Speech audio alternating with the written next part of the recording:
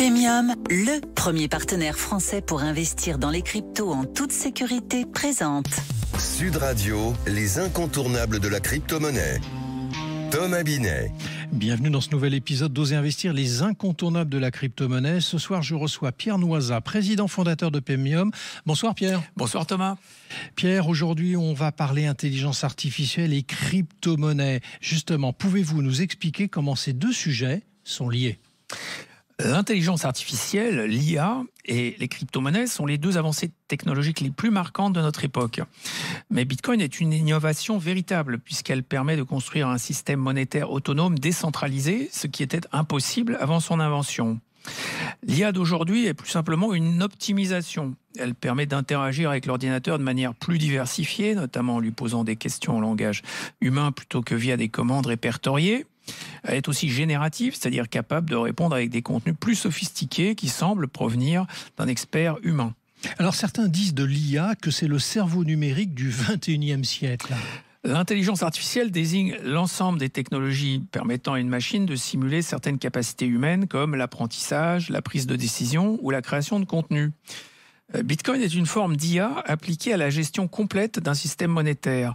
Mais contrairement à l'IA générative actuelle, il vise la décentralisation.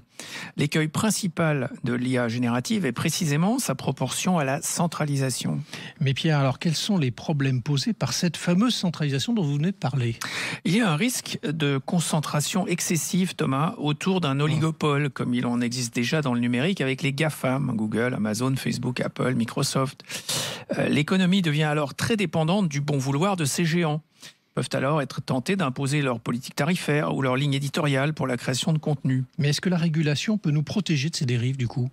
Très difficilement, Thomas, pour deux raisons principales. D'abord, la compétence dans ces domaines des politiques. Ensuite, la difficulté de trouver des mesures qui ciblent les dérives potentielles des gros acteurs sans entraver le développement des petits.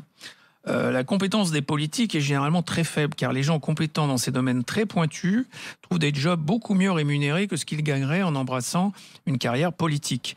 Il y a donc comme un filtre qui favorise l'accession aux responsabilités publiques de gens peu compétents ou sans expérience réelle du numérique. Alors vous avez entendu des exemples de mesures inadéquates ou inadaptées ? Oui, par exemple le RGPD, Règlement général sur la protection des données, qui limite la possibilité de capturer les données auprès des utilisateurs. Vous savez, tous ces clics sur OK ou pas OK pour les cookies. Le résultat, c'est que les nouveaux acteurs européens ou émergents sont empêchés, alors que les géants américains déjà installés profitent de leur position dominante pour obtenir le consentement d'utilisateurs devenus captifs de leurs services. Ils continuent donc d'accroître leur avance sur la capture de données et confortent ainsi leur avance dans l'IA. Ces politiques ignorent probablement que les données sont le carburant du développement de l'IA. Alors, avez-vous un conseil à donner aux politiques dont vous parliez il y a un instant ? Il faudrait transformer nos faiblesses en atouts. La dépense publique en France est trop élevée, mais de ce fait, l'ampleur de la commande publique pourrait stimuler le développement des entreprises françaises innovantes.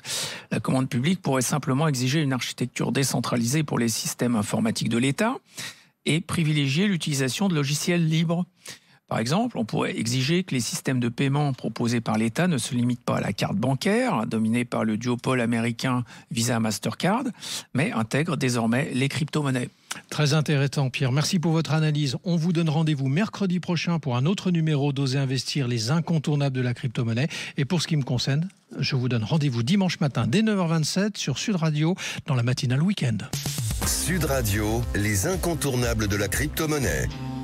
Thomas Binet. avec Pemium, le premier partenaire français pour investir dans les cryptos en toute sécurité.